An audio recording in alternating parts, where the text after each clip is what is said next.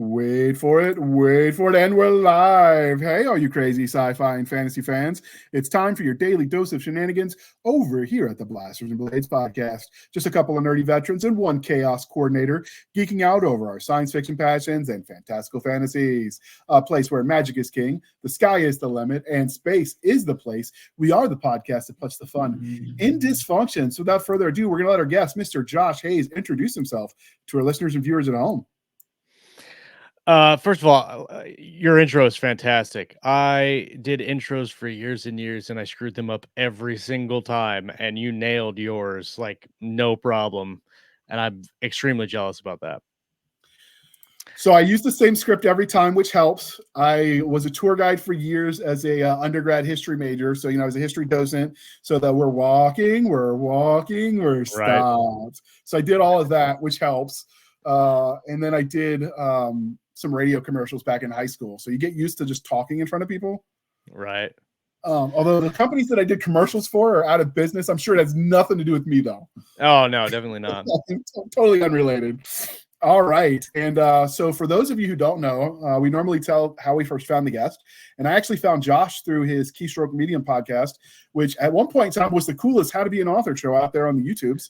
It really was. We've been talking about, well, it's on a hiatus. We've been talking about kicking it back up. It's just trying to find good time to nail down a consistent schedule. We had a show, I think, at the end of last year, after not doing a show for like 8 or 9 months, and we haven't done one since. So Scott and I have talked several times about bringing it back. We miss doing it. It's just the work that I'm doing now with Athon, and then as busy as he is, writing all of his books, is just really hard to find all the time to even just an hour to sit down and record. Because I mean, it's not really just the hour recording. It's, the 30 minutes pre-show, the post-show, the putting everything together, the getting the episode rendered and done, and all of that. So yeah. We got lucky with the program. We use StreamYards in the background, does a lot more of the work now than it used to. So it doesn't take as much time. And then you can get it to plug and play. So it auto uploads for us. Once it goes on YouTube, it automatically goes over to BitChute for us. And then it used to do it for Rumble, but after they did their interview with Alex Jones, they've been under a sustained denial of service attack. And now all of a sudden it's not uploading. So you have to do that one manually. But for the most part, it's plug and play. Yeah. So I like that, and I could do that in the background. But it is a lot of prep work, tracking down all the guests and scheduling. And for sure, I spend more time scheduling doing anything else.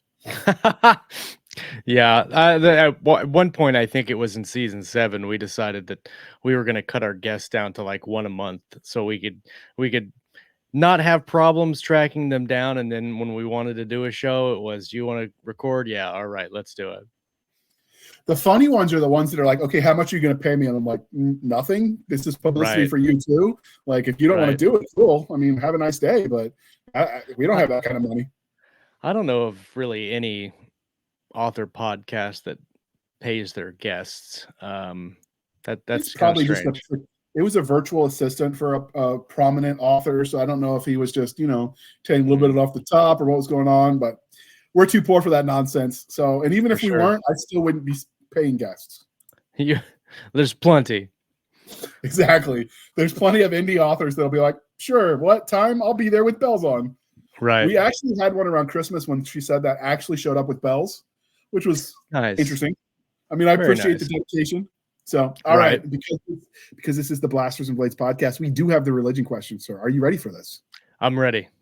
All right. Stargate, Galaxy Quest, or Lost in Space? Which Lost in Space? The one in the 91, so the movie.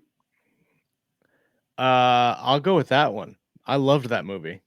Me too. I thought it was well done, although I liked all three, so there was no wrong answer. But good. You've been a guest enough times that like the normal ones we do are just you've already answered. So we kind of had to mix it up a little bit.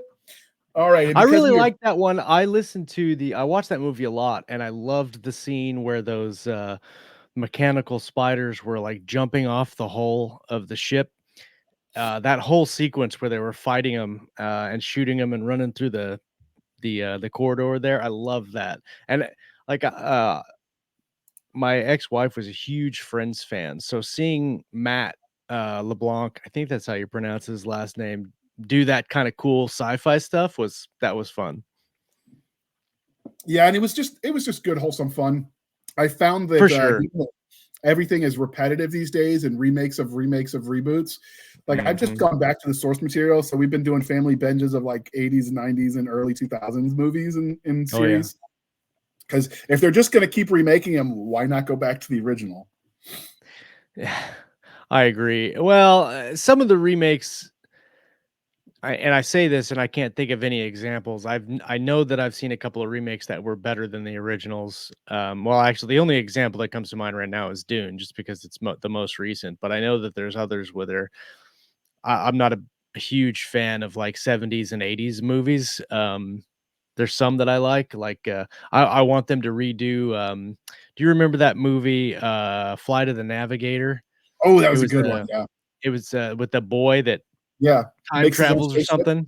That would be a fun one to redo. That one didn't age as well just because of the technology. The concept For was sure. good. Yeah, the concept was good. Like Short Circuit. That was fantastic. I wish they would redo The Last Starfighter. I've got you can't see it really well on camera, but I've got a Gunstar poster up there, and Nice. I've got the Star League patch. Really? It stands alone. I'd almost rather than remake the original, unless there's a plan to make a bunch of them, like boom, boom, boom. I'd almost rather than just pick it up now, because I mean, we figure it came out in what, late 80s, early 90s.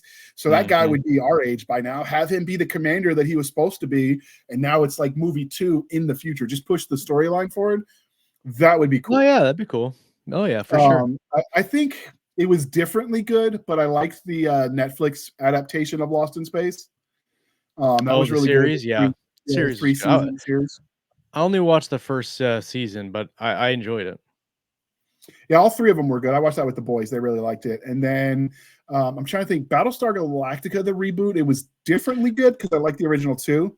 But I liked the chance. Like I said it before, I thought changing Starbuck to a female and adding that love interest with the dead brother, and like how she was. Go ahead. No, go ahead. I was gonna say, one of the things that I never really bought was how Starbuck was such good friends, other than the frat bro thing, which can only carry so far in a plot line. Like him and the Adamas didn't work for me. Turning it into like I was the girlfriend of the younger son who wasn't good enough for daddy, but he wanted to prove it. So like I signed off on him as his pilot trainer because we had this illicit romance, and he died because he wasn't good enough and I messed up. And now that whole dynamic, like that added so much depth to the reboot that I was there for it. The Battlestar Galactica, so I like I said, I didn't like a lot of the 70s TV shows and even some of the sci-fi movies, and I never got into the original Battlestar. But the what was it, 2004 series is some of the best television I've ever watched. I love that show. It gets kind of hooky with the kind of religious aspect on it.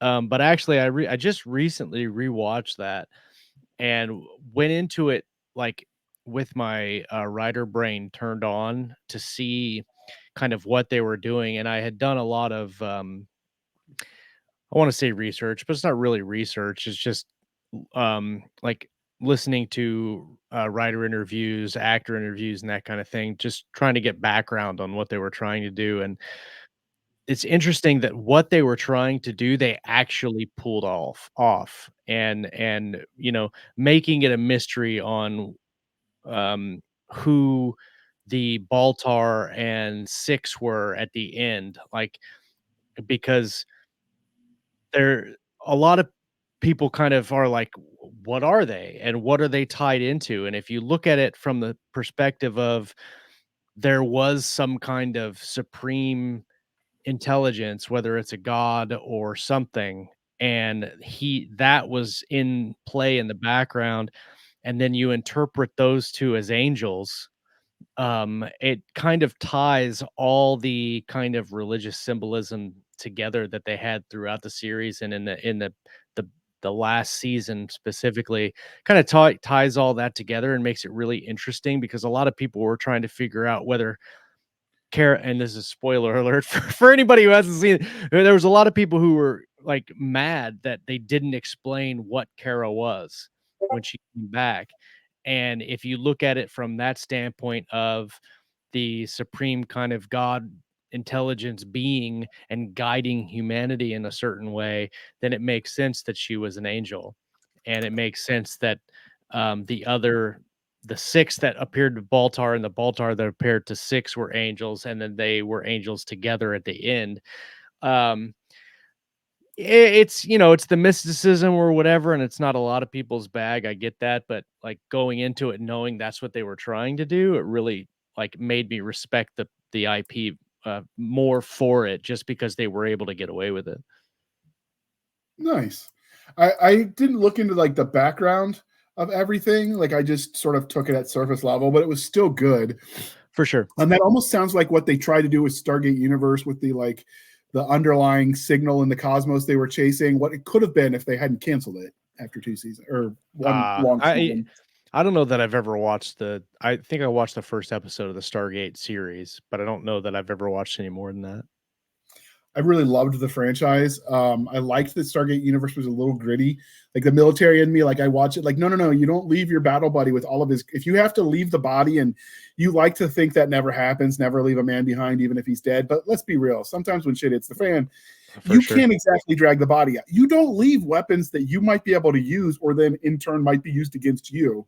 So like the idea that they never strip the bodies, they just are constantly leaving gear here, there, and everywhere. I'm like, no. Could you imagine having to go back to QRF with that and like report those? No.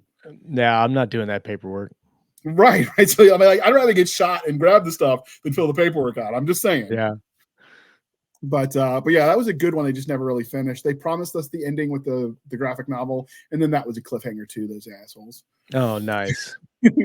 So I'm still bitter, as you can tell. That's right up there with me canceling Terra Nova. I don't know if you remember that series with the dinosaurs.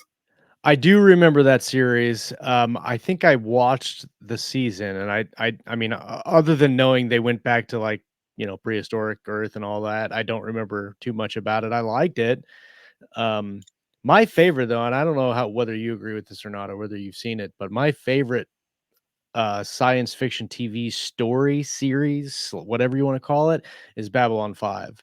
Babylon 5 and Battlestar Galactica are almost equal to me in terms of what they did. Now you could judge them on different merits. Like in Babylon 5, the graphics are kind of hokey, and the computer animation was just in its infancy, and sometimes you can see the walls shake when the people get shot and bounce off the walls. But if you forget all of that and just look at the story that J. Michael Straczynski was trying to tell, man, it's Battlestar Babylon 5 has one of the best through plot lines of any show I've ever watched. It's fantastic.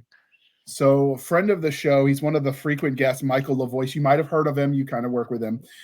He actually recommended it to me to watch it for that same reason. And so that's one of the ones that's up there on the list we want to do like a panel on, where because we've sort of drifted since the last time you were here. It was almost exclusively author interviews, but that starts to be a real time suck scheduling those. So we just get a rather core group and we get together and we get nerdy about various topics. And that is one that is on our list to get ready to do, just because everyone who sees that says the same thing. It was just like, if you ever do a Babylon 5 or a Battlestar panel, I'd love to be on it. You are on the list now, so you can be in the same virtual space with one of the authors that works with your company. Sweet. So all right, and because we are polytheistic, we went far in the field, but I do that, and I'm not apologizing. It was fun. But Dungeons and Dragons, Honor Among Thieves, Dragonheart, or Reign of Fire? Ooh, Reign of Fire. All good choices. I liked all of them, so I was kind of stacking the deck for you today. Yeah. All right. And for reasons that we'll discuss in just a second, Iron Eagle, Top Gun, or Flight of the Intruder? Oh, man. I'm going to have to say Iron Eagle, man. I think a lot of people might say Top Gun, but one of my favorite movies as a kid was Iron Eagle. I watched that all the time. Mine too. I loved that movie. Just the idea that a kid could teach himself and then steal a fighter and just go do cool things. I mean, it's totally unrealistic, but it was awesome. Well, the first one, okay, maybe, because if you know enough people on the flight lines, like back in the 80s or 70s or whatever, okay, like maybe security wasn't as tight. Right. I mean, with post 9/11 has changed a lot. But then to do it again when you're now a known person, like for Iron Eagle 2, I'm like, nope, not buying that one. Yeah. Just the first Iron Eagle. That one's that and Louis Gossett Jr. is amazing in that movie. Well, he's pretty good in everything he's done, but he is. And so my problem with the Iron Eagle, the franchise that followed, was the same with what is that Christmas movie, Home Alone? Like, okay, it happens once, sure, I'll suspend my disbelief. Every time after, I start questioning everybody involved and their competency. So interesting. A writer note that I made about Home Alone. We watched it this last Christmas, and I always had trouble with the fact that, well, how did they forget him when they have all the tickets? Somebody didn't get a ticket, right? And so you would have had an extra ticket to get somebody on the plane. You would have been holding all the tickets, right? And that's always bugged me. And there is like a 3-second, a 2-second shot in that movie that explains why that didn't happen. And it blew my mind. And it blew my mind in two ways. One, that I didn't see it the first time, and that two, they thought enough about the story to put it in, because I don't think most people asked that question. Only because they played it off when the neighbor kid was like going through the bags and they counted the back of his hat. But when they're eating dinner and something happens and they spill the Coke all over the table, the dad grabs napkins and goes to wipe it up, and he puts the napkins down and does it across the counter and then throws them in the trash. While in the process of that, he one of the napkins stuck to one of the tickets, and the ticket got thrown in the trash, and you can see it in the camera shot, but only for like 2 seconds, and then it goes away. And I'm like, oh my gosh, that's amazing. I seem to remember you writing that this past Christmas, but yeah, like I said, the other one was, I mean, like, he's got to be in the mafia or something, because how is he affording that huge house on that salary, even given when it was supposedly filmed? I'm like, dude's a made man. Yeah, totally a made man for sure. So, all right, and it's one of the crying shames of adulthood is they never ask this question anymore once you hit a certain age. So I'm going to ask you today. Are you ready for this? I'm ready.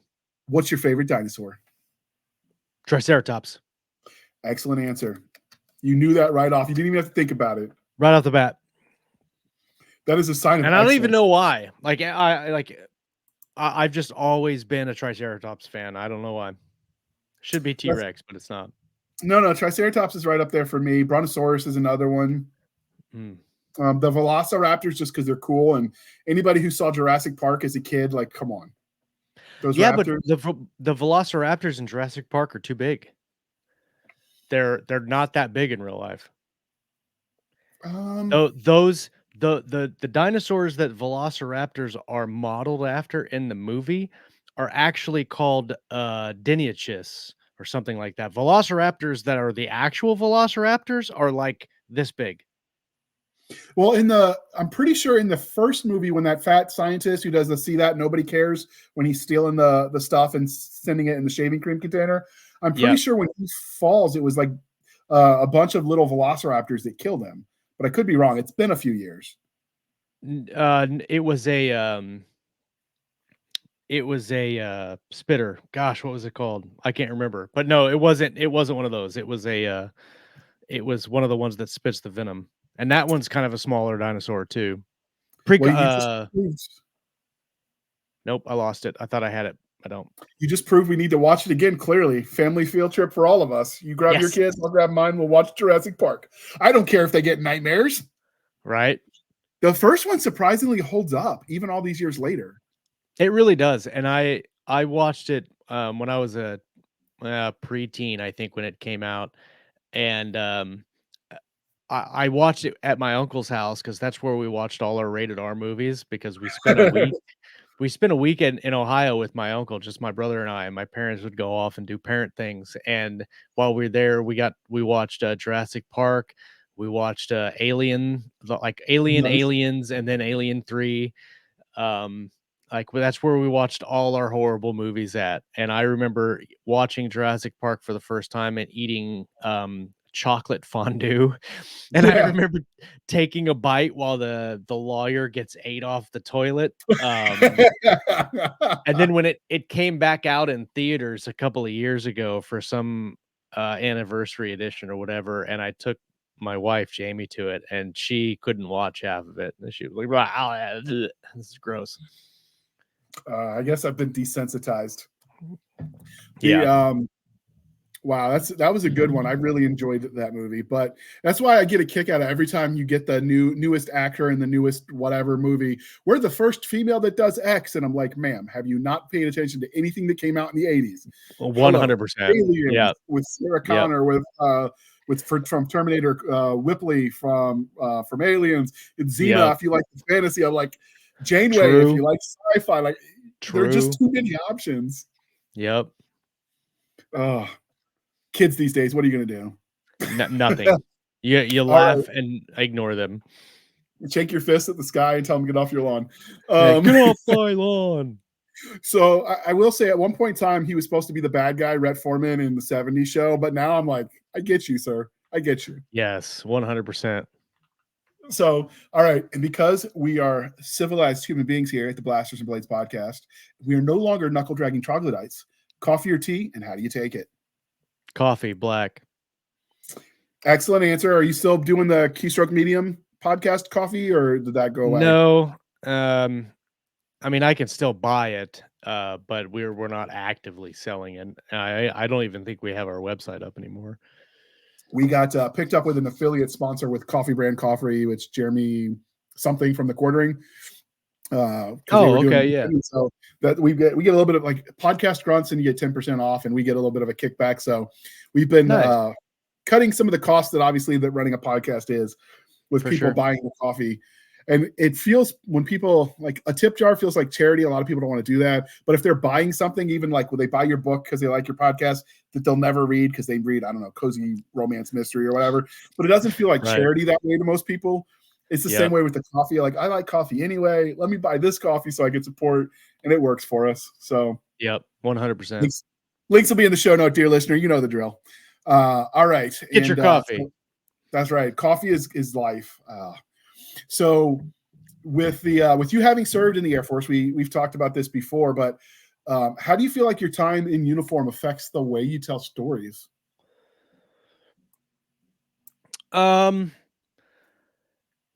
Well, in terms of general storytelling, probably not very much. In terms of how I create character, a lot, because I pull a lot from different aspects of my experience, both in the Air Force and in law enforcement, because I can, if I'm writing like a military character or a law enforcement character, I have a lot of personal background that I can pull up from, but also a lot of coworkers and friends that I had and still have, that I use some of their traits, and I use some of how they talk, or how they present themselves, or how they worked a case, or things like that. I'll pull snippets from different people. In terms of like general people, I've met, I don't know, hundreds, thousands of people in almost every setting and scenario that you can think of, and being able to see unfiltered how they are dealing with either the situation that they're in, or just in life in general. And that has given me a lot of story fodder to inject real character life into the work. So a lot of what when I'm writing in the characters, even if it's just uh, a sequence in a book, like for instance, the easiest example of this is like a bartender, and I know everybody's been to a bar, probably, but I've been to it as a patron, I've been to it as a first responder, and the way that people interact is very different for both of those scenarios. And I've also worked at a bar, and so like I pull all of that and kind of paint different characters from the experiences that from the people that I've been around in those circumstances. And because I've met so many and I did it for so long, a lot of times you can pull almost tropes from those situations and go, I know I don't have to pull specifically from this because this is what all people do in the scenario or something like that. And it really seeds at least a little bit of realism into those scenes that I write, that it doesn't take too much work to go, that is possible. Now, the crazy thing is that some of the things that I've come across, if I put those in a book, people would think that I'm just making it up and I'm just pulling shit out of my hat. And they're like, no I've one come would ever. across that. What? I've come across that too. I was going to ask you about that because I've had editors be Yeah. like, nobody really behaves that way. And I'm like, Private Smith, 220, 2005, outside of Karbala, that's exactly how he behaved. Well, like we had a lady come into the station one time and she was trying to, I don't know, report some kind of a stolen gun in her car that she had found or something like that. And she was a bigger lady and she was wearing like this really thin, like spaghetti strap tank top, but that was it. And it was not pretty. And she was like legitimately off her rocker and she had this little chihuahua dog that was yipping at everybody. You can already The picture it. dog like it like bent over and squatted down and crapped right in the middle of the police station, and we're all looking at each other while this lady's yapping about this and that because she found this gun because her ex-boyfriend came to the house to get a pair of pants, but then he took a couple of her bananas and then and we're like, what is going on? If I would have put that in a book, people were like, you have absolutely no idea what you're talking about. This would never happen. I'm like, no, it happened. I stood right there and watched it all happen. But there are many, many scenarios that are like that, where it's literally too real that no one would ever believe it if it was in a fiction book. No one would ever believe it, and it's crazy. I've heard that before too. I remember my first edit, and Tim Taylor was editing, and there was a scene in there. Obviously, I wasn't in a space marine, like in sci-fi, in a planet far, far away, but otherwise, the situation was literally happened to me. It's like no one's gonna believe that, JR. Take that out. I'm like, what the hell are you talking about? It happened. Like I can show you the incident statements. He goes, it's not about what's real; it's what people think is real. And he's like, you're combating against Hollywood tropes and norms and what they think really is. I imagine like anything that's technical is going to have like people think medicine's like what they see, with Grey's Anatomy or whatever. Right. I don't know if that's the current medical show. I don't clearly watch, but that idea, Well, and it's like I just watched I haven't finished watching it. I need to a movie on Netflix called Reptile, and it's Benicio del Toro and Alicia Silverstone and Justin Timberlake, and it's a really really good show. It's kind of like a suspense mystery thriller, and whoever is the police consultant on this show, everyone needs to hire because he got. I mean, a lot of things are dramatized, but that just has to happen. You can't have a police movie where the things are not dramatized. But there are elements in that show that when they happen, my cop brain went, "Thank you," because that's how it would actually happen. And most movies don't do that. And, you know, I think with every profession, whether it's nurse or military or law enforcement or whatever, there's always going to be things that happen in the show. And you're like, oh, okay, that's not how it happens. But this show actually got more stuff right than they did wrong. It was super well done. So do you find, and I'm sorry about rambling. I ramble a whole lot, so I apologize. Oh, no, I don't care. So do you find you draw more from your time in the Air Force as a security forces, which essentially is part cop, part perimeter security, or will your time is in Kansas City law enforcement?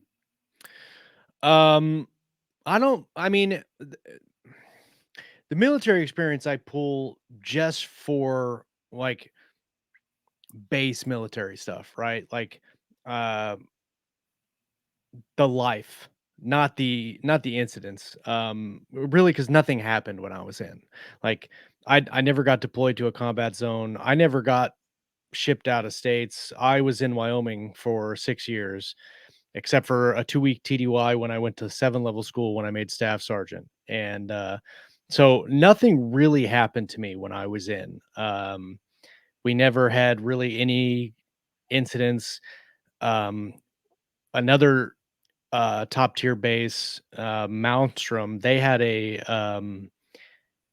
an empty quiver one year, but that and it affected us, but it wasn't like anything crazy. And so all of the base military, the knowledge, the rank structure, the generic uh information that I know about that all militaries that all militaries share, right? I pull that from that my Air Force time. Most everything else, though, I pull from my civilian law enforcement experience. That makes sense. You spent more time doing it too. Yeah, it's a And you little bit missed more all. applicable, I think. I learned a lot more. I learned a lot more combat tactics actually through my time as a cop than my time in the military. So the combat tactics you're learning, like for example, is your SWAT, your motivation or your operating orders, generally speaking, to try not to kill as many people as possible because you kind of want to take them alive. That was not a concern as an infantryman in Iraq. Like Right. bodies were I was bodies. bomb squad. I wasn't SWAT, but we rolled with SWAT. I was Bomb just using squad. that as an example. Oh I yeah, mean, yeah, for bomb sure. squad is the same, right? You just want to defuse it and nobody get hurt. But like tactics, for instance, for SWAT, they're trying to bring as little harm as possible, even to the bad guys, right? Yes. Which is why when you see like the fights, like it's 5-on-1, of course, because it's harder to fight when you're trying not to hurt the other guy than it is when you don't care what happens to your opponent, right? Right. Yeah, that changes your tactics. Whereas if I went in, like if you got a weapon, we're not done until you're down. Yeah. And if that means you die when oops. Yeah, no, I mean, but so the only difference I think between like the special operations stuff that I learned in the cop world and the special operations stuff that, well, operators do and military does is really the only difference is the shooting.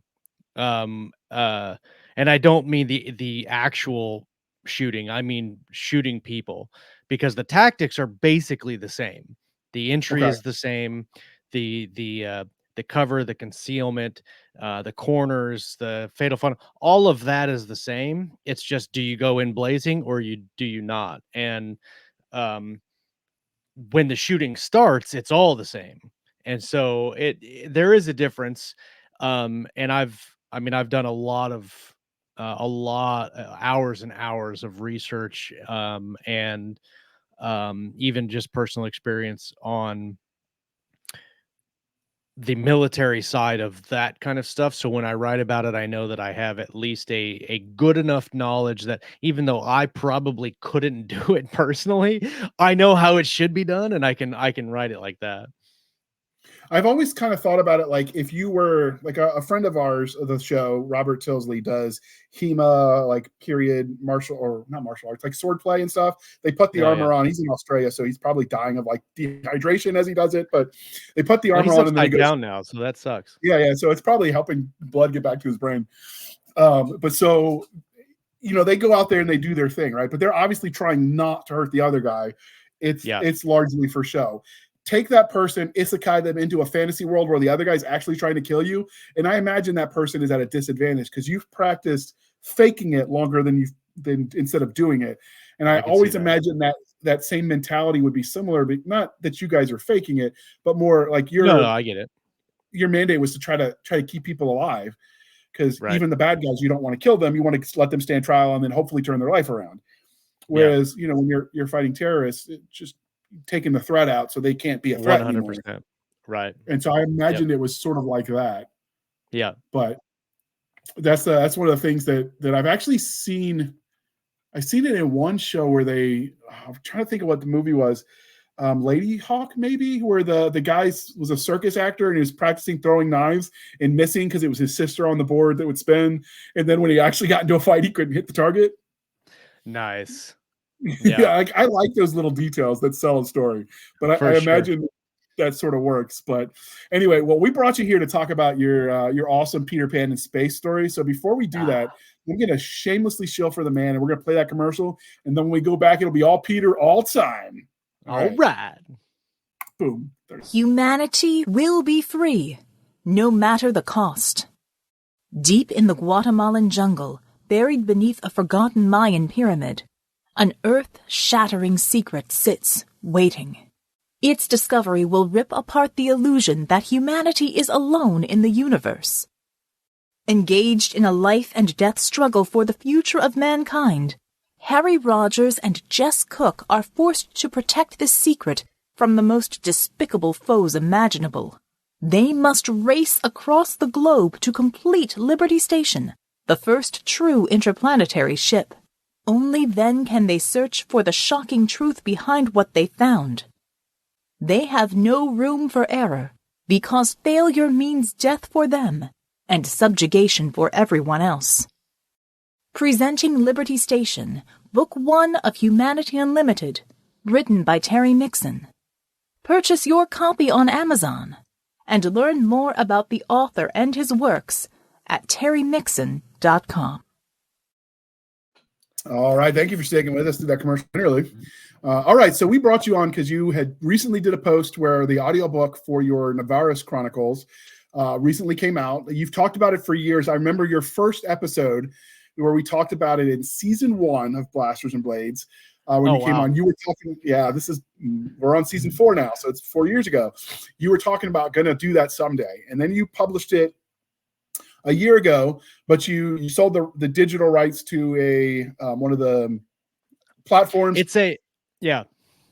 And so, but obviously, a lot of people didn't go there. So when you got the audiobook and now the paperback, and eventually you'll get the rights back for the ebook, so that way it can find the readers, because that's the worst part. Like, I've written for some magazines that were digital, and I'm like, it was great content. It was a great magazine, but because they didn't put themselves out there so people can find them, my readers didn't read it, right? So I get the urge to get that out in front of people. You did the hard work already. Why not? But so going back to when you first wrote this, and obviously you've done some edits because you've grown as an author, but what was the kernel of the origin story for this Navarus Chronicles, which is essentially your Peter Pan in space story? Yeah, so I started this. Fun fact: I moved these during the commercial break, and I've read Terry Mixon's the first Empire Bones book, so it was really good. These the Navarus Chronicles was originally called Second Star. The series was, and these were the book covers I had done when I originally wrote and published the stories on Amazon years ago. The first edition paperback for the first novella is still, I've got like, I don't know, 200 copies. Well, I've got 33 copies of this and like 30 copies of this. And these are the first two. And I've got some copies of the third book too. But when I started this, it was back in, I think it was 2013. The file on my computer that I found was 2014. But that's when I saved it. And so I think I started it in 13. But it was originally just, I was trying to figure out what to write. And it was when Scott Moon and I, he's a good friend of mine. He's on Keystroke Medium with me. He's a really good writer. We got into writing really seriously. And I was writing another story at the time that I didn't really know what I was doing with. and wasn't having fun with it. And so I took a couple of days and was really trying to figure out something that I would have fun writing that I could finish. And for whatever reason, the idea of writing a Peter Pan as a science fiction take on the story was interesting to me. And so I started doing it just as kind of an exercise. I didn't have any intention of publishing the story or doing anything with it really. But it was just a way to get me into the process of doing everything. And so as I was kind of jotting down ideas and writing things, I actually found the website for the company that owns the rights to Peter Pan and sent them an email and said, "Is there like what are the this is kind of public domain, it's not really public domain, like what are the legally what can I do with this?" And basically the response I got was, if it's not a play that you're making money on, it doesn't matter. You can do whatever you want, as long as it's not a play. And so I was like, cool, it's not going to be a play. And so I took all of the elements from the Peter Pan story and just started making them science fiction. I made Peter Pan the bad guy. There's Captain Hook, Wendy, the Lost Boys. They're all in the story. Tinkerbell became Bella, who is a mechanic, and I have a line in there where her brother is like something like, I hate that you're always tinkering with things, right? And I put a lot of Easter eggs in there that if you've read the original book, you're like, hey, this character was in the original book. And like Tiger Lily as an alien. And I just when I originally wrote it, I wrote it. Do you remember Wool? Yes. The Hugh Hugh Howey. Howey, Michael Bunker, and a couple other people back in the 2014-ish era. The meta on Amazon that Hugh Howey kind of pioneered was writing novellas, putting them up individually, and then selling an omnibus. And that's how Wool became really successful. And that's also what Michael Bunker did with Pennsylvania. And so that's what I was trying to do with Second Star. And that's why these books are so short. The first book was like 24,000 words. The second book was like 40,000 words.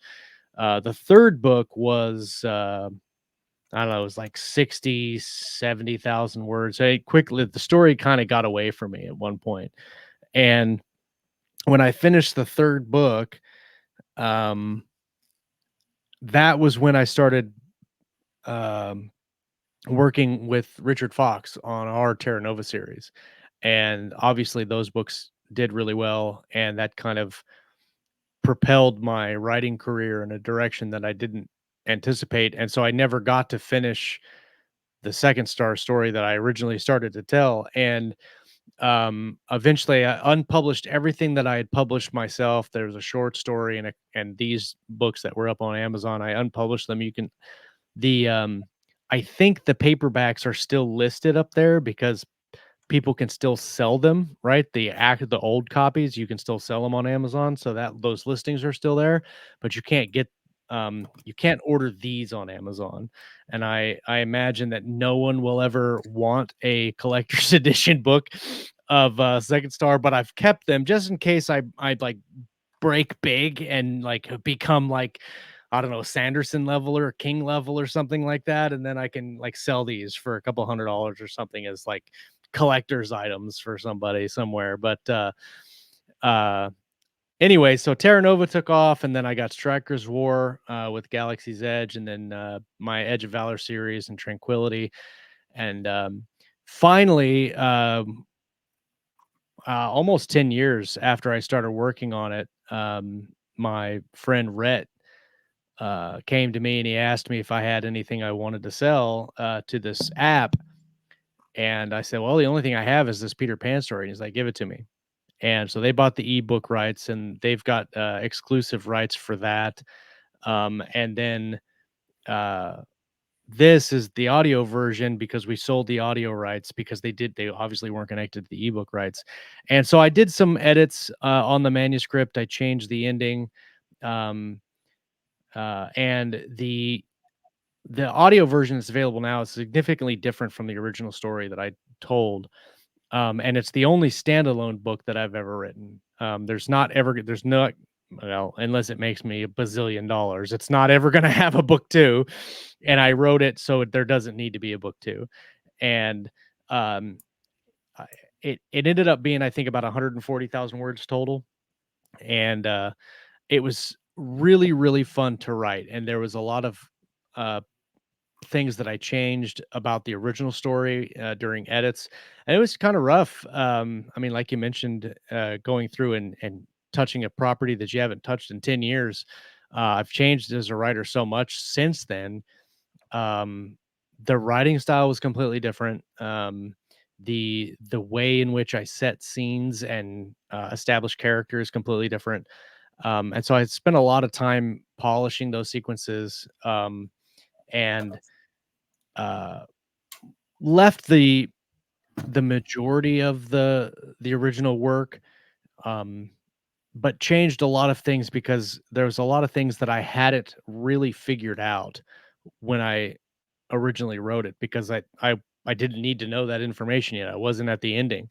And so when I got to writing the ending of the book, there was a lot of things I didn't know. And so I had to like really kind of go back to square one almost and figure out what are we doing here and what's going on here and why did I do this here. And I ended up deleting like whole chapters because they didn't need to be there. And but it was a really fun process, and I'm really glad that it got out. It was able to be published. I'm proud of the story. It's not a story that I would, if I had the choice, it's not a story that I would write now, but I'm glad that I started writing it when I did, and I'm glad that I got to finish writing it when I did. It's not a mill sci-fi story, right? It's some of the characters have a military background, but most of them are civilians. The main character is a civilian, and it's more of just a fun sci-fi adventure story. And it's the only one I've ever written. All the rest of my work has been mostly mill sci-fi or mill sci-fi adjacent, and this one definitely isn't. And it was really fun kind of letting go of all those really kind of technical aspects of those kind of books and just do something wild and do something crazy. And one of the elements of this book, the dust, which is in the original Peter Pan story, it was fairy dust, right? And you sprinkle it on yourself, and then you think happy thoughts, and you fly. Well, the dust in this book is a drug, and it prolongs life and does that kind of thing, but it's also highly addictive and very detrimental to a person's body if they take it long term. And so the flying is done not with the dust, but with these grav harnesses that these aliens developed, but they glow green like in the cartoon and everything else. And it was just really cool kind of coming up with kind of sci-fi elements to explain and keep a lot of the like core mythology of Peter Pan and make it so it's like, oh, okay, it's grav harnesses that glow green. That's cool. And that was fun. But did you have the crocodile? I did not have the crocodile. I thought about a way to do that. And I couldn't ever come up with anything great. There wasn't a sequence that I could come up with that made sense for the story that I was telling. Otherwise, I would have actually really loved to have like some kind of big alien crocodile. Nice. But I never got to that point. So you've done a lot of co-writing. You've written with Richard Fox. You've written with a few other people.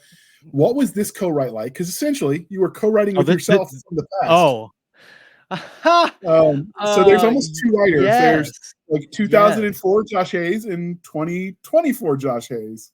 Right. Good God, it's been almost 20 years since you first started this one.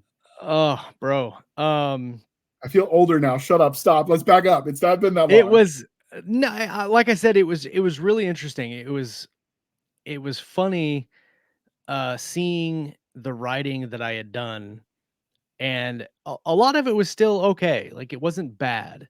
Um some of it was. But a lot of it was just I used to have a problem writing long.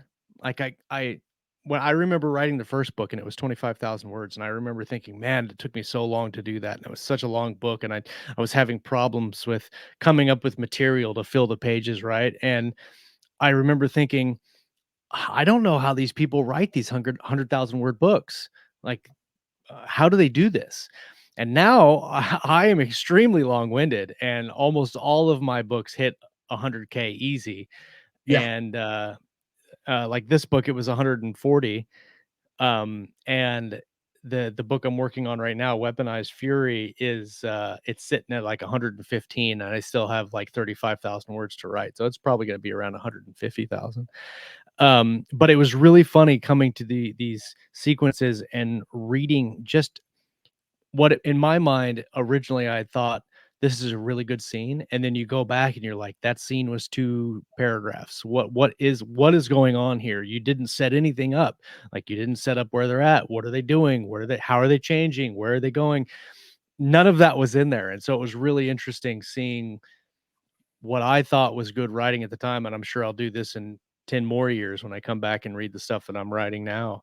But it was absolutely writing with a completely different author, and I'm really glad that not very many people read the original versions of these books when I first put them out. I got some really good praise for them. There was a lot of people that really, really liked the books, but they were not the best thing that I've ever written, for sure. I mean, everybody gets better as they go. I think there some of the dedicated, once you build that audience, that are just like they're not fans of this book or this series or this genre, but they'll be super Josh Hayes fans. And Yeah. those people, they're gonna like seeing the progression and going back to your older stuff and be like, oh man, he wouldn't write like this anymore. Like, there are fans, like, look at some of Anne Rice's early stuff. There were people that will track down some of her first print stuff because they want to Yeah, see how she's changed, you know? for sure. And Yeah. so those people definitely exist. I'm kind of glad the stuff I wrote before I was, professionally doing it never survived all the Navy moves and all that. Because, like, I thought Yep. I was going to be cool and write an epic poem because I read Beowulf, and I Yep. turned it in, and I'm just like, oh God, I hope that English teacher did not keep it because that was trash. You know what I mean? Like, we've all had one. Right. I mean, like, it got you to where you are, but you kind of hope nobody looks at it. Well, and it's one of the things, when I was doing keystroke a lot, and even now I see people making posts like this, and it's how do I get started, and how do I write a book to sell on Amazon, or how do I become an author, or that kind of thing. And what I want to say and what I don't ever say is you need to grind for 10 years before you're good enough to write that book. And I think one of the great things about self-publishing and indie publishing is that many more authors are getting read and discovered and having the opportunity to sell books. I think that's great, than have ever been had that opportunity in the history of book writing. But that's also one of the downfalls of self-publishing and indie publishing, is that everybody gets to do that.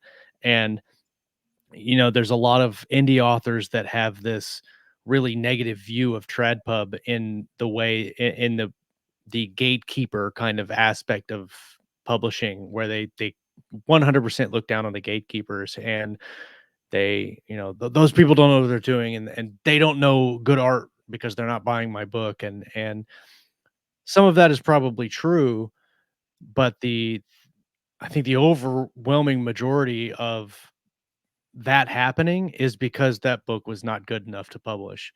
And I think writing bad books and not publishing them is great, because not everything you write needs to be published, especially if it's your first thing.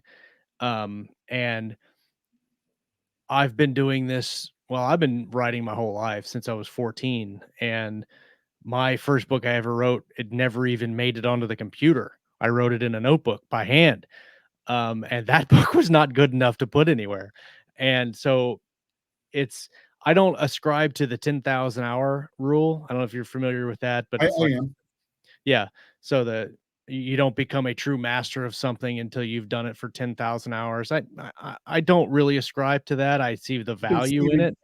Stephen King had the million words thing that he did in his own writing. I think it was. Oh, okay. Yeah. I mean, the idea of it is true. Um, the first words you write are not going to be great. They're going to suck. And the millionth word that you write is going to be better than the first.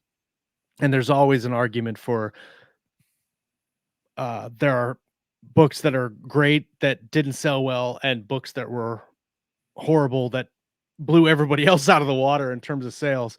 But I think overall, uh, writing is something that you just need to learn, and it takes a long time to do that. And I'm proof of that because the stuff that I wrote 10 years ago sucks and I would never publish it.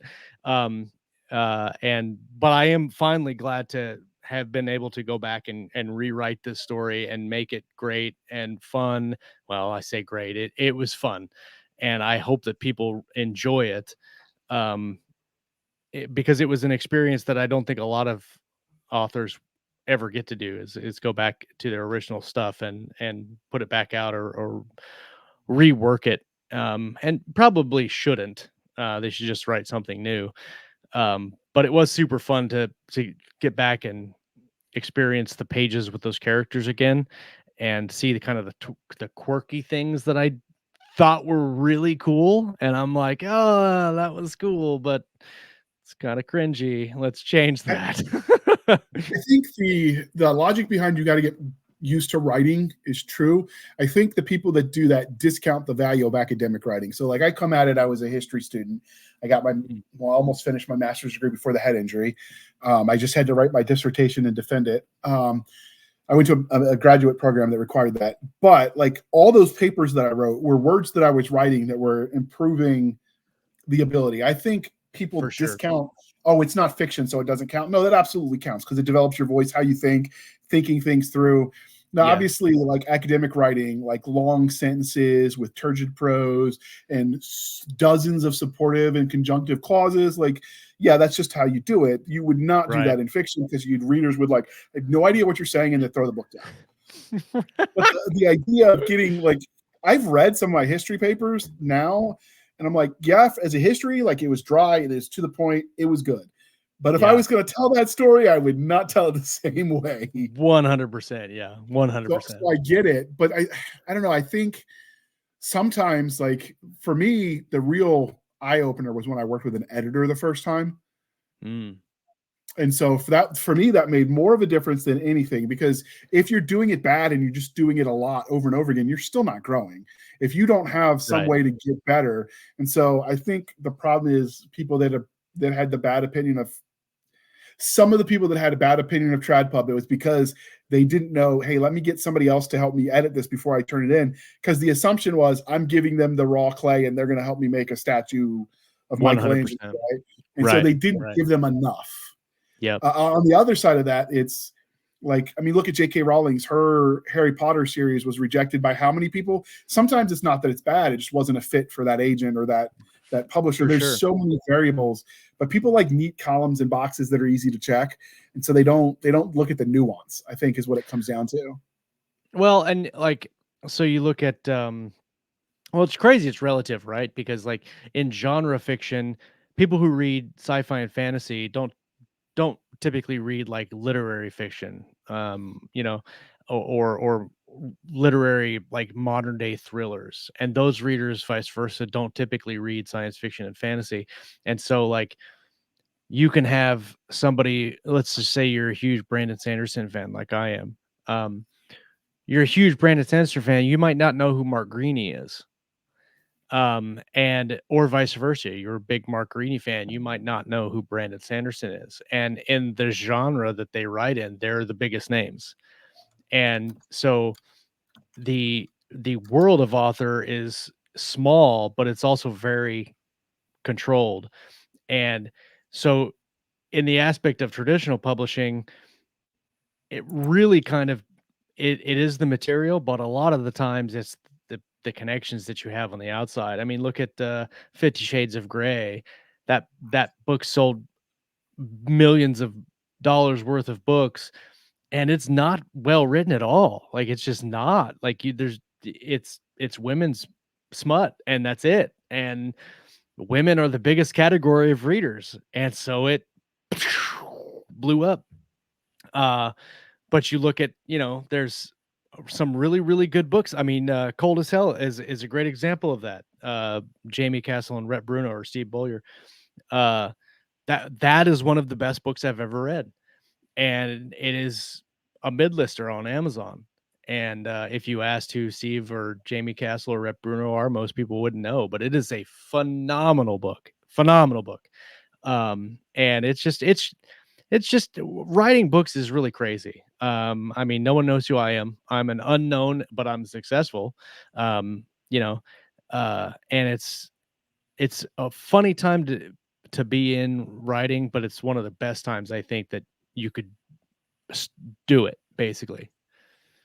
Yeah, I do think that yes, there's a lot at the bottom that is maybe not as good. Maybe they only publish it because they wanted to buy one author copy because it's their memoirs or whatever, and that kind of stuff does come.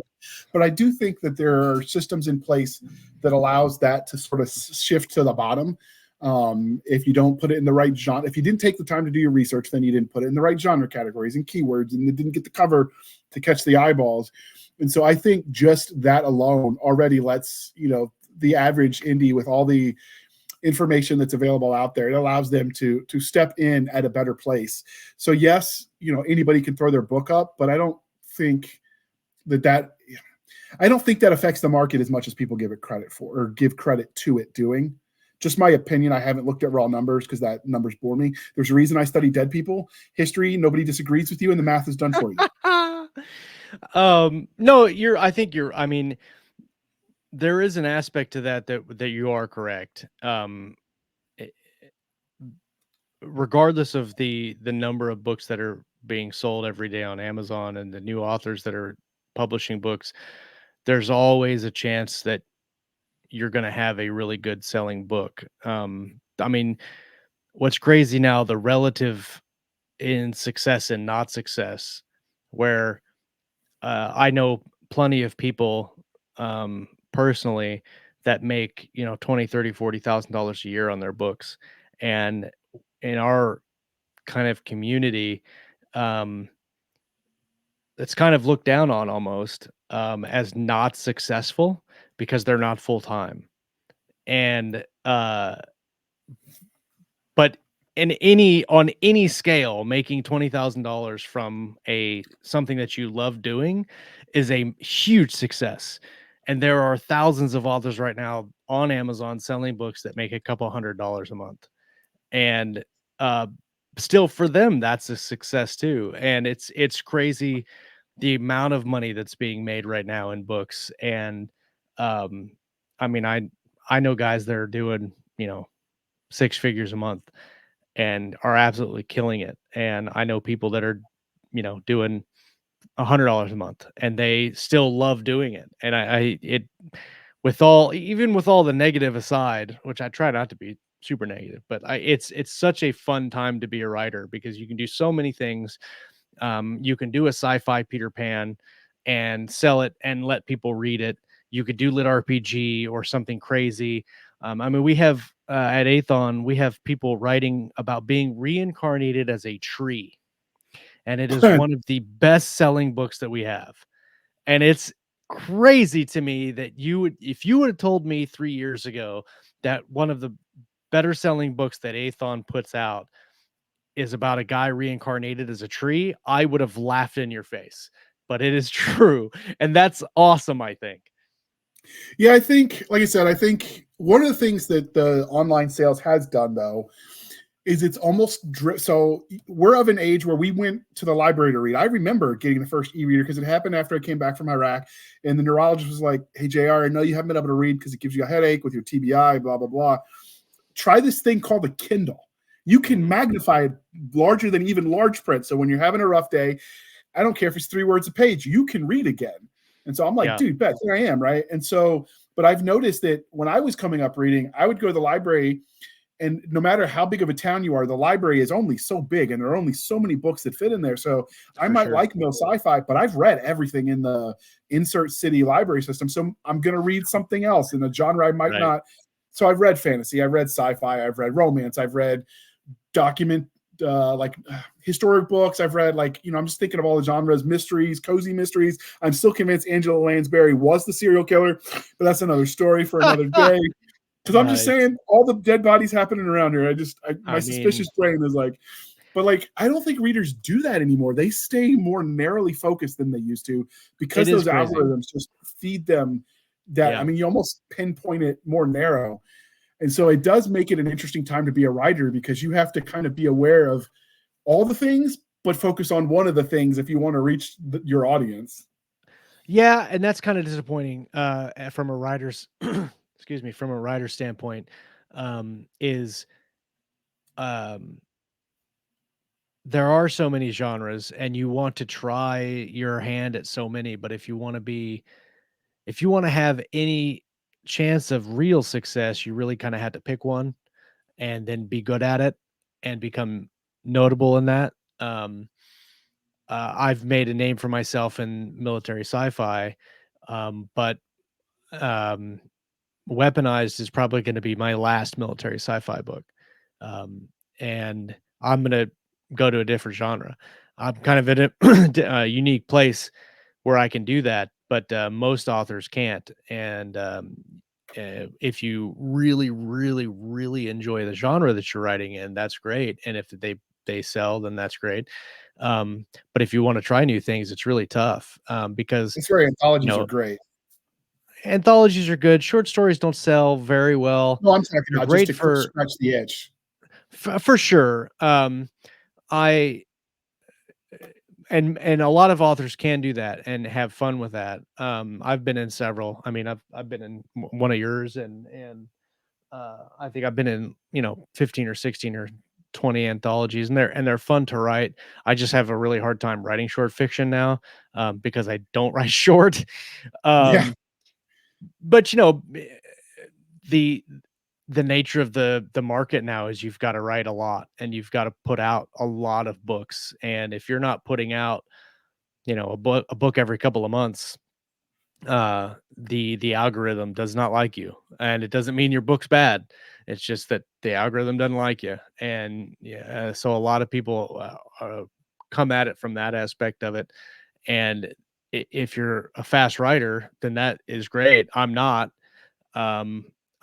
I can write a lot of words, but I typically rewrite a lot of words. And like the other day, I almost got 10,000 words in one day. That is completely atypical for me. Usually I get like 2,000, but I like with Weaponized, the original draft was like 125,000 words. And now I'm completely rewriting almost the whole book just because that's part of my process. And I have trouble like fathoming that it's not my process. I tend not to waste words, and I know like I'm not afraid to cut if it's bad, but as a general rule, my edits make it longer. I write less a day, but it's relatively clean as far as like content goes. So it's always interesting hearing everyone else's process because you put 10 authors in a room, and I guarantee you there's 10 different ways they're doing it, and all of them work because it's working for them.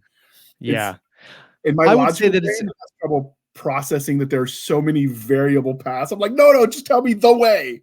Yeah, right. Well, and that's I mean, I wouldn't say that rewriting it is the process, but it's typically what happens to me. I don't ever start a project knowing I'm going to write it twice. But I had to, with this project specifically, I had to step away after I wrote the draft of the first book. And then after I got halfway through the second book, I have to step away from it to finish the Navarre Chronicles. And so that took me like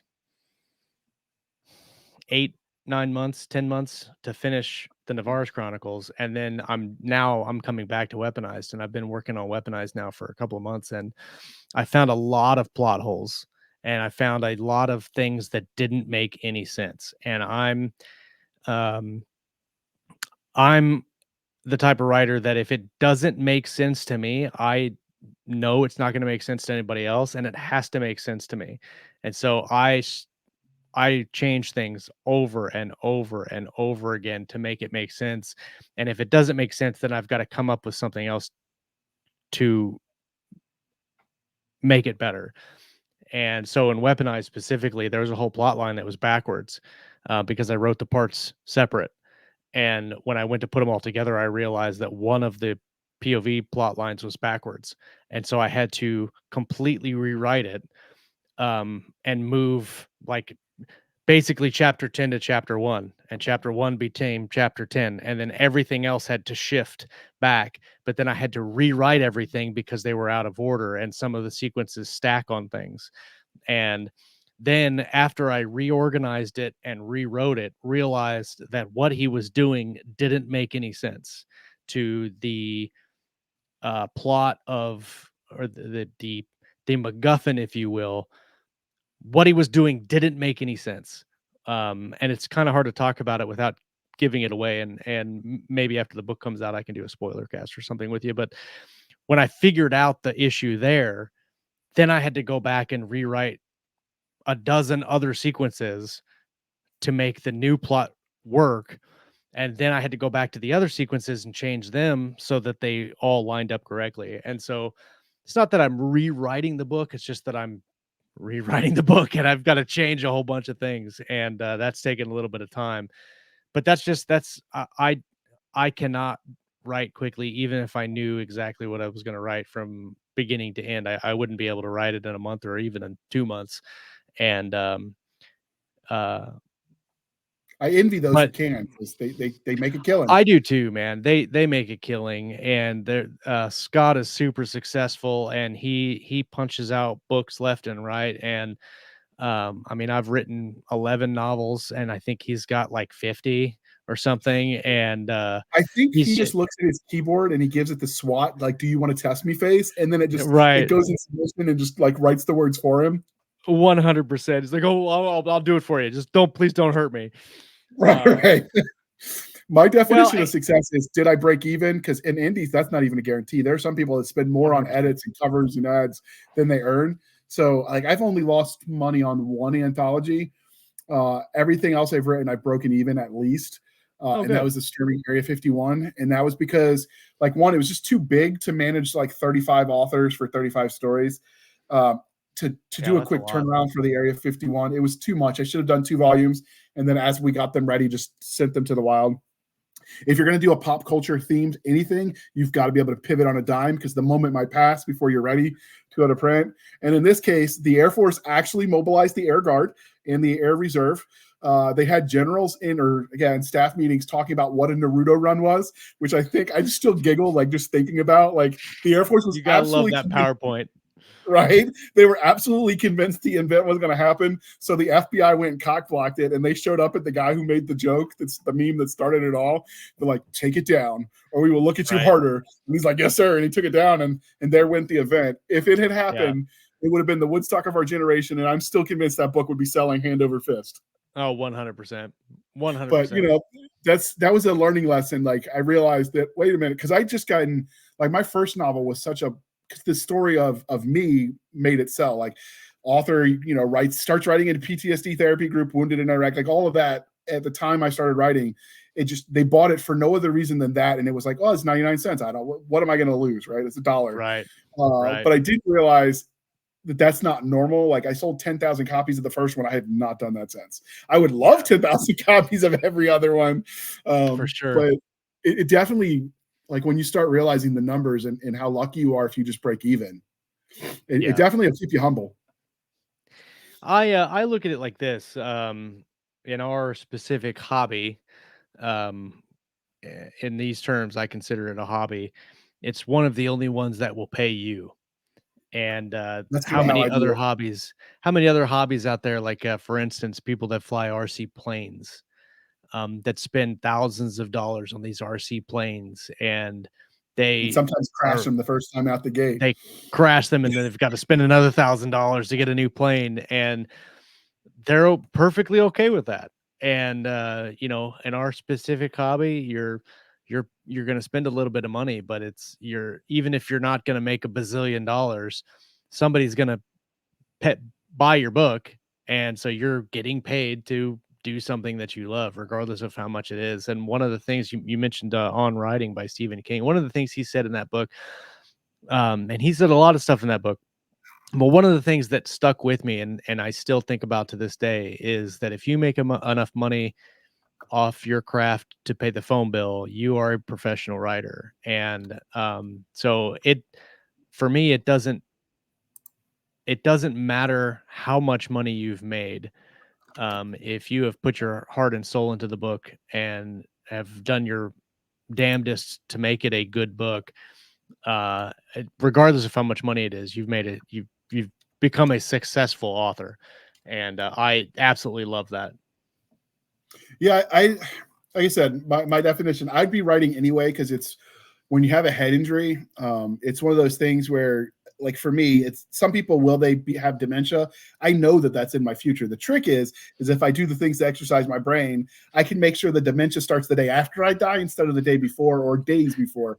So I would have to do something anyway, just as part of the lifetime rehab of the head injuries I suffered. You don't get blown up 27 times and not have to, deal with things, right? Like the consequences of that. So I'd be doing it anyway. So that kind of changes like how I view it. The fact that I'm doing it instead of for free, like people are paying me for my therapy, like that's cool. Yeah, 100%. Right? But so back to because we get sidetracked, you and I do that all the time. So easily. That's my bad. But okay, so back to the Navarus Chronicles. You've told us about the origin of the story. I don't know how much longer you have, so I'll let you tailor your answer accordingly. But what can you tell us about the main character of the series, since you've reimagined it slightly different from the original telling? So the original book, he was some like a military fighter pilot, and in this book, he's basically a college age kid, and Nice. I needed him to be a pilot for reasons, and so I just basically set it up so he was trying to get his pilot's license, and he was doing his first solo flight over Wichita, because that's where I'm from, and he gets taken through this mysterious portal into Neverland, and he is just, he's a guy that doesn't have any idea what he wants to do, and he gets thrown into this thing that he has absolutely no idea what's going on. And so it's like, kind of your quintessential portal fantasy, where the main character doesn't know about anything, and so it's the story is learning about, why is this place here? Why are there humans here? Why is there a mysterious group called the Lost Boys? And who's this Captain Hook? And who's Peter Pan? And what's funny, what I did was I created it so that John, the main character, he's from our world. And of course, the story of Peter Pan and the movies and all of that is a thing in our world. And so when he gets there and he meets Wendy for the first time, he's kind of like, come on. Like he's like, seriously, you're Wendy and this is Michael and this is John and you guys are the Lost Boys, really? And he's like, so when do I get to meet Peter? And she decks him and lays him out. And and then we find out that Peter's the bad guy, and the uh, the the fun aspect of putting that together and laying out this kind of strange world for John and also the readers was really fun. And this, like I said, this book is really different than most books that I write, because this story wasn't about John. John is just the uh window that we see the story through, and that was really hard for me to tackle as an author, because most of the stories that I write are really character driven stories, and so I'm telling the story about that character. And yes, this is John's story through Neverland, but it's also Wendy's story, and we get glimpses of Wendy's past in the story, and we get glimpses of Pan before he was the bad guy, and then how he became the bad guy, and you know what happened with the Lost Boys, and why Captain Hook has a cybernetic mechanical arm and not an actual hook. Like, those things were cool to do, and it was really it wasn't hard, but it was a struggle to write the story knowing that I wasn't writing a story about John, because the book is about Neverland. You know how the place is the character in some places, and in some stories the ship is like the Enterprise in Star Trek. That's a character. Uh, so that the main character of the book is Neverland, and all of the events in that. I was trying to tell Neverland's story, and John just happened to be the person that we get to kind of watch most of it through. But after the story kind of kicks off, you get different POVs. You get uh, Pan's POV. You even get some of Tiger Lily's perspective. You get to see it from Hook's point of view at one point, and that was all really cool to do. And so, in answer to your question, John, who is the main POV character, is the main character, but the book's not really about him. And so I didn't really do a lot of work with him. I made him, I developed him enough so that people would care about him, but I think the people that read the story are going to be more interested in why the things are the way they are, and not really about whether or not John gets home, if that makes sense. It does. He's the vessel to get you their story. I do love your cover, by the way. The art on that is amazing. It makes me want to see more stories in that place, and I haven't read this one yet. I mean, I was aware that you did it the first time when it was the Star Chronicles, or I can't remember. Second Star. Second Star. Yeah, I've got this. I wish we could have used this cover. This nope, that's the wrong one. This one. This is the cover for the third book. That's good art, though. I really like that. I actually got this off of oh man, I can't remember what site that was. I don't remember which site it was, but I commissioned a guy to do the covers, and I only had the 3 done. But I really wish we could have used those covers, but because it was part of the original publishing, we couldn't do, since we're republishing and redoing it, everything had to be new.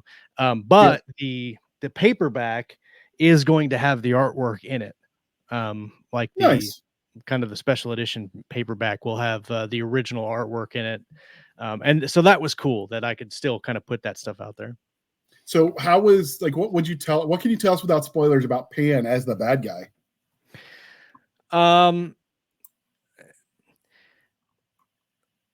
Well, I mean, there's not really any, so we start the story with John, and then they go on a journey, and during that journey he's with Wendy, and then Wendy tells him her story of what happened to her when she got to Neverland. And so we jump back in time, and we see it through her perspective. And so at that point in the story, it becomes Wendy's story, and you get to see, how did she meet Pan for the first time? How did she meet Michael and John, or Tim? In the book, there are 2 characters that are twins in the book, and in the Peter Pan story. And in mine, there's Tim and Tom, and they're twins. And so, and they have a sister, and their sister is Bella. And so there's 3 kids, Tim, Tom, and Bella, and they're all siblings, and they're extremely hilarious together, and they were really fun to write. And so in Wendy's story, we get to see how she meets all of these people. And then as that story progresses, we see what happens with Tiger Lily, and we see what happens with Hook, and we see what happens with Pan and how he becomes the bad guy. And there is some redemption. There's a lot of redemption at the end of the book for a lot of the characters. That would be a spoiler, so I won't go into that. I will tell you that the ending of the book, which is completely different from the ending that I had originally envisioned for the story. I didn't know that I was going to write that particular ending until the day I started writing it. And even the day before, I was kind of putting together pieces for this ending and had a completely different idea in mind. And then this idea hit me, and I go, that's so crazy and so not what I typically write. I have to do it. And then everything just came out. The ending was done in like a week and a half, and it was some of the funnest writing I had ever done. And that would be a spoiler, and I can't say it even though I want to talk about it so bad, but it was so much fun to do that when the editor got it and sent it back to me, she said, I didn't think you were going to do that, but I'm super glad that you did it. And it was awesome when it happened. And I was like, yes. Was it Ellen Campbell? Because I know she works with Athon sometimes. No, it wasn't. It was a woman named Mallory. She edited Tranquility for me, and she's one of the freelance editors we have on staff at Athon. But I guess that she had she had done the edits on the original story that we sent to the ebook app. And so from reading that version to this version, she saw that obviously she saw the major changes that I made in the story, and she absolutely loved them. So obviously she's not the only one. So obviously most people don't know this. When IPs become public domain, it's the IP as of X year with X properties. So for instance, Sherlock Holmes is public domain, except some of the newer stuff is not. So you could write Winnie the Pooh, but you couldn't give him the red shirt because Disney owns that. There are a lot of examples like that. Right. So the idea that just because it's the Peter Pan we know, which is probably the Disneyfication of it, that all isn't necessarily able to be in there. So were you able to use Shmi with his peg leg, or was that a Disney adaptation? I'm fairly confident that I used the name, but not in any way that it resembled the Disney version. Okay. I used there's a character in the original book called Starkey, and he's in the novel as one of the bad guys in Hook's fleet. But most of the elements of the story came from the book version of it. And I actually make a point of John is basically telling them that it's a fairy tale. This is a children's book where I come from, and they don't know what a fairy tale is. And so he's got to kind of explain that to them. But he's also like, well, the movie is different. The cartoon is different. The book is different. Like and they're like, there's how many different Peter Pan stories are there? And he's like, I don't know. I haven't seen them all. And so even he kind of makes a nod or a joke too, that there's so many different versions of Peter Pan that it's really hard to tell them apart when you start just talking about the Peter Pan story in general. And I only mentioned it because not everyone realized how the rights work. So people hear public domain, they think all of it, and they don't realize like that there are lines on what you can use. Like some of Conan you could use, some of it you cannot. Some of Lovecraft you can use, some of it you cannot. And so it's one of those things that you don't think about as a reader, but obviously you don't want to get sued, so you have to as a creative. For sure, yeah. So we're bringing an old question back. So you've created John and Wendy as your two main characters in Neverland, obviously, but it can't fight back. So if you met them in a dark alley and they knew the hell you put them through as the creator of this universe, their God, as it were, do you think you come out okay, or do they wipe the floor with you? With John, yes. With Wendy, no. I would not want to meet Wendy in a dark alley. I thought it might go the other way, but okay. No, I would much rather meet John. But John is he is not a fighter. He's not a warrior. He has to fight in the books. But Wendy is a hard-nosed, grizzled, in the trenches. She is the warrior, and she is crazy. And I wouldn't even want to meet her on a lighted street. I don't want to be in the same city as Wendy. Okay, that's fair. That's fair. It sounds like this is a lot of fun. So is there a benchmark where if it sells this much, I might come back to it? I mean, obviously you wrap the story up. So if you buy this one, you get a complete story. But as far as coming back to this world, because it does sound like there's a lot more room. There's a lot more there, as it were. I would never say never. But I highly doubt that there will be another book written in this with these characters or in this universe. I highly doubt it. Like I said, I wrote it specifically as a standalone. It was super fun to write. The stuff that I'm working on right now, Weaponized, that's mill sci-fi, kind of space action thriller. My guess is that is going to do fairly well, but I'm probably still going to not write sci-fi after that. Fantasy? I haven't decided. I am kind of walking a knife's edge right now. Last month I was convinced I was going to go to like modern day military spy thriller. Last week I was like, I really want to write a fantasy. And so I have two ideas and two things that I'm kind of tinkering around with right now on either a epic fantasy series or a military action spy thriller. And I haven't decided which one I want to do. Well, you definitely married up. So have you run it by your wife to see what she thinks? Well, my wife doesn't care. She just wants my books to sell. She's like, whatever brings the bacon in, baby. Yeah, 100%. Yeah. Okay. So, if Weaponized takes off, if Weaponized does, for instance, if Weaponized does like what Jeff Haskell did with Grimm's War, if it does that, then I'll probably have to write more Weaponized books. Right now, there's just 3 on the table, and that's all I plan to write in it. But if it takes off, then I'll have to do more, which is fine because I love writing the Weaponized series. It's really fun to do. But I'm writing those books, not as standalones, but more like I've mentioned Mark Greaney already, and I try not to talk about him a lot, but he's one of my favorite authors right now, and he writes the Gray Man books, and that's basically like. Is he the Navy SEAL guy that writes the stories about like his? No, that's Jack Carr. Mark Greaney is. I googled Mark Greaney, and that's what I came up with was a former Navy SEAL. Mark Greaney. Mark Greaney is not a Navy SEAL. Jack Carr was a Navy SEAL. He wrote what are his books? They just made an Amazon. Well, last year or 2 years ago, they made an Amazon Terminal Man, Terminal List. Okay.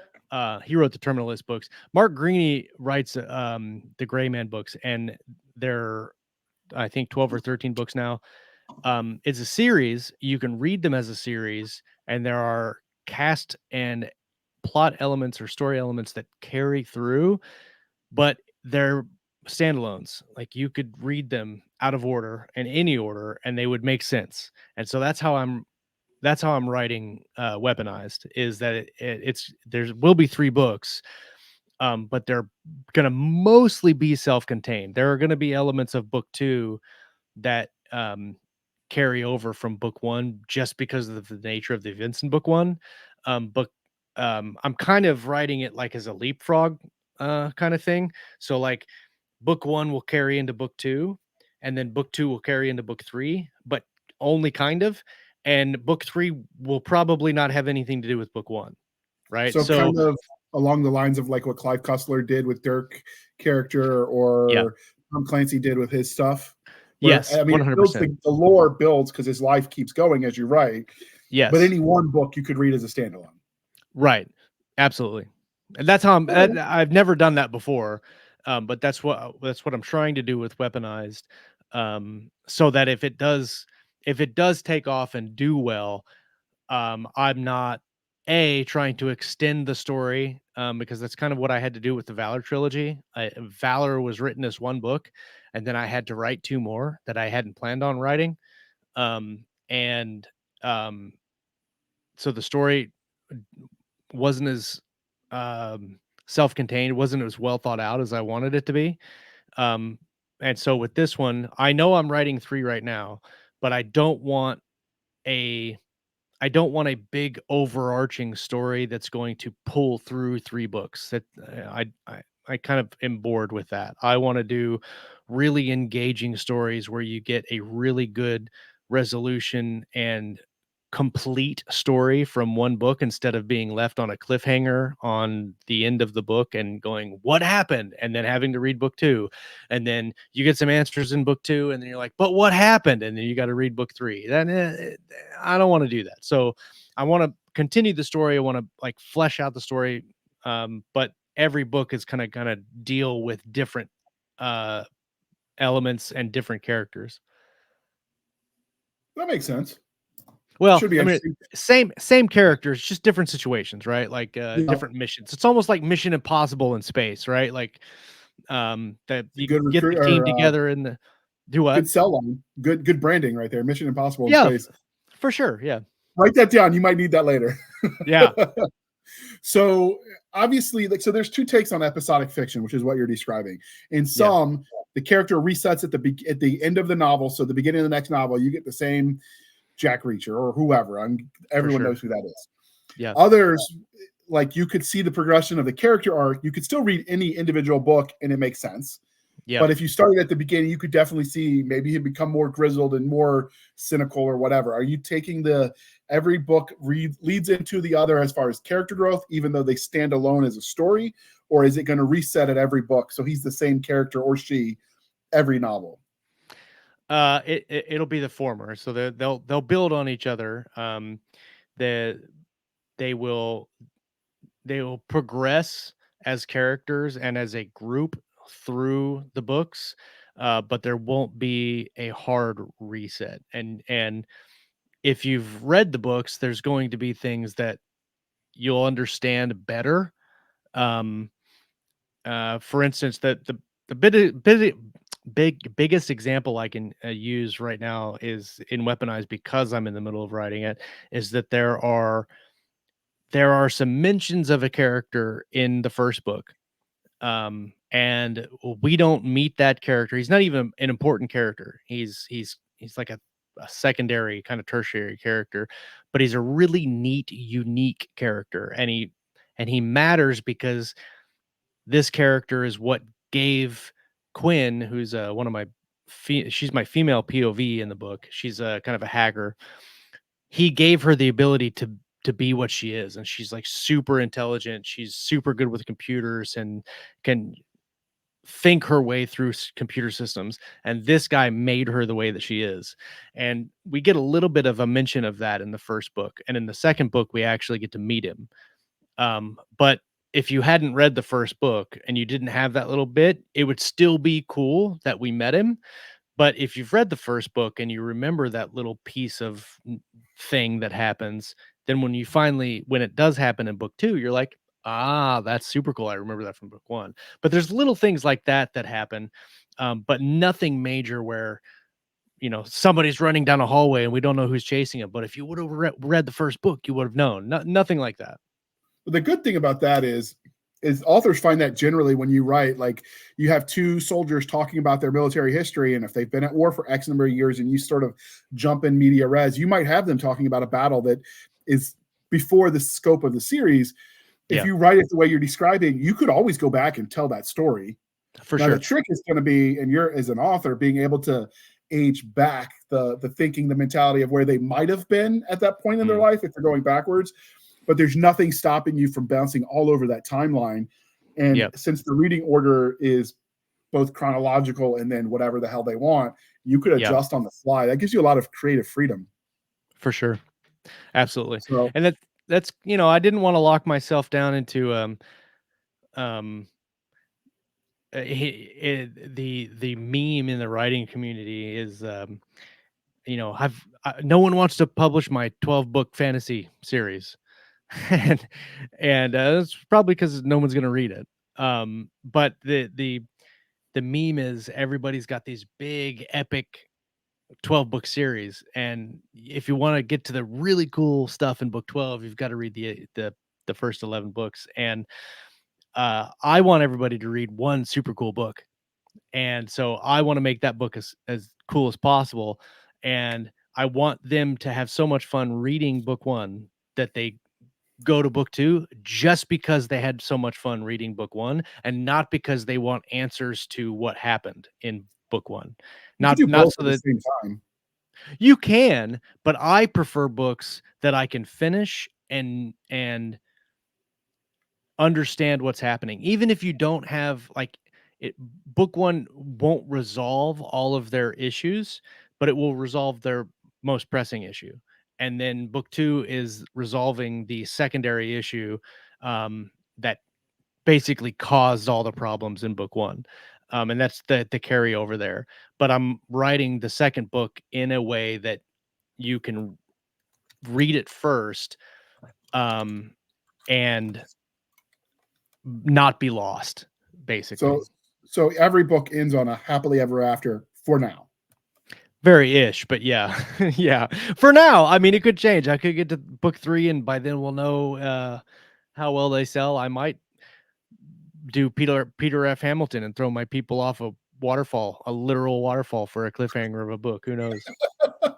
No, I just meant in general, like every book stands alone, so you get a satisfactory ending, even though the world keeps going when you close the last page. For sure, right. Which is what romance writers will do in a long-running series with the same couple. It's happily ever after for now.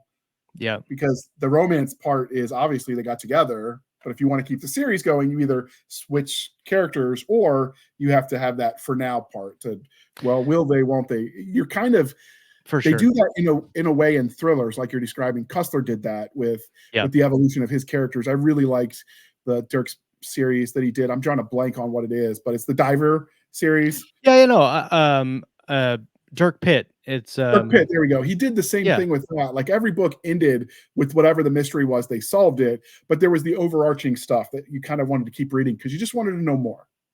Yeah, no, for sure. And I think also that kind of really opens up.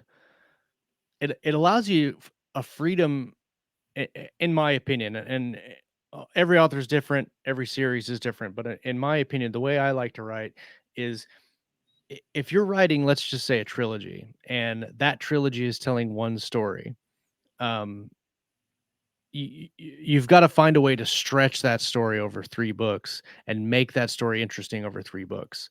Some stories don't need 3 books to tell. Some stories need 1 book.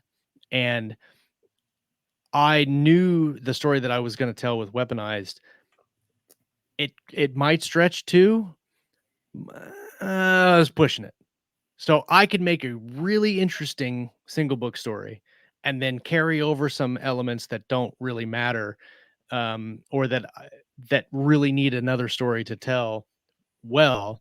And it gives me the opportunity to tell multiple stories instead of just sticking to one story. Now, if I decide to do the epic fantasy, that's going to get thrown out the window because epic fantasy is a completely different monster, but I still kind of want to try to keep that trend where you have some type of conclusion to one story in one book and then you're going on to the next. Even though that's really not the trend in epic fantasy, it's harder to do. But definitely in the action kind of middle sci-fi-esque that Weaponized is, that's what I want to try to do. You've literally just described the meme of Lord of the Rings and Lord of the Rings if Frodo had a rifle. 100%. Yeah, it gets that much shorter. Yeah. So, all right, I promised you an hour because I try, but we had so much fun. I ramble. I'm sorry. No. I do too. And like when you put 2 of us together, when our powers combine, we get a 2-hour episode. The listeners are digging it, so I don't really care. But I do know, we both got words to still get down. So with that being said, you've told us what you're working on now. How can listeners and readers and viewers find you on the wild interwebs? And as usual, this will be in the show notes. The best place to find me is on Facebook. My author group is on there. Josh Hayes, the official Josh Hayes Writer Group, I think it's called. I'm on Instagram and Twitter and all the places. I don't have a website. They're kind of redundant right now, but if you Google me, you put Josh Hayes author, because if you just Google Josh Hayes, you get some bum motocross rider and he shows up and he's got the Google sponsorship and all of this. Josh Hayes Writer, you Google me, you'll find me. I'm on there. Hit me up on Facebook. I'm not really on Twitter, even though I have a Twitter or X or whatever. I've had an X account for I don't know how many years, and I think I have like 200 tweets total. But I'm on there. You can find me. I'm also on the Keystroke Medium Facebook group. I'm on there still. I'm part of Athon. I'm the operation. We didn't talk about any of that, but I'm the operations manager at Athon. I also do some thriller acquisitions here and there. But I'm on the Athon Facebook. I'm also on the Athon Discord. So if you have Discord, you can check us out there. And on our website, we have contact information at athonbooks.com.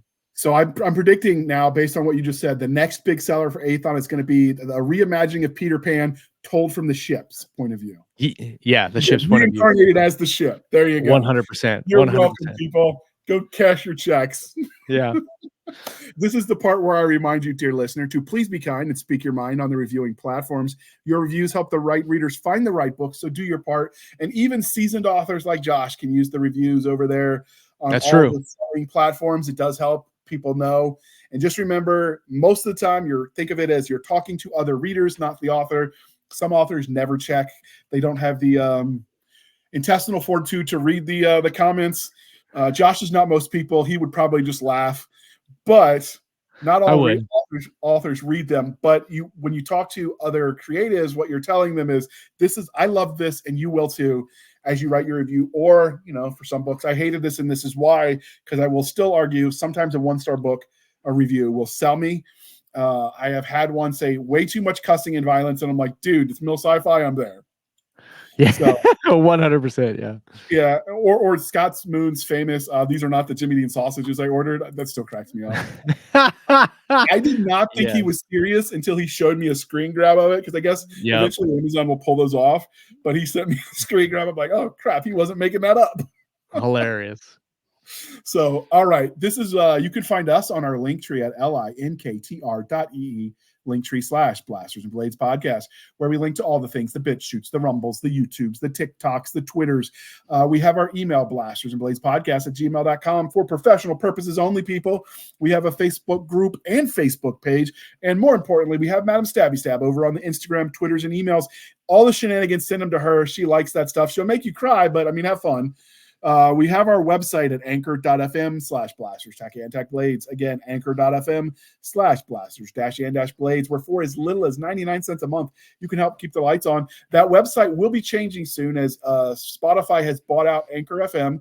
And as soon as the program cooperates, I have to merge us over to Spotify, which will give us a new address. We will update all of that. We'll make an announcement. So, don't worry about remembering. We will tell you, but just at some point in the future, that will happen.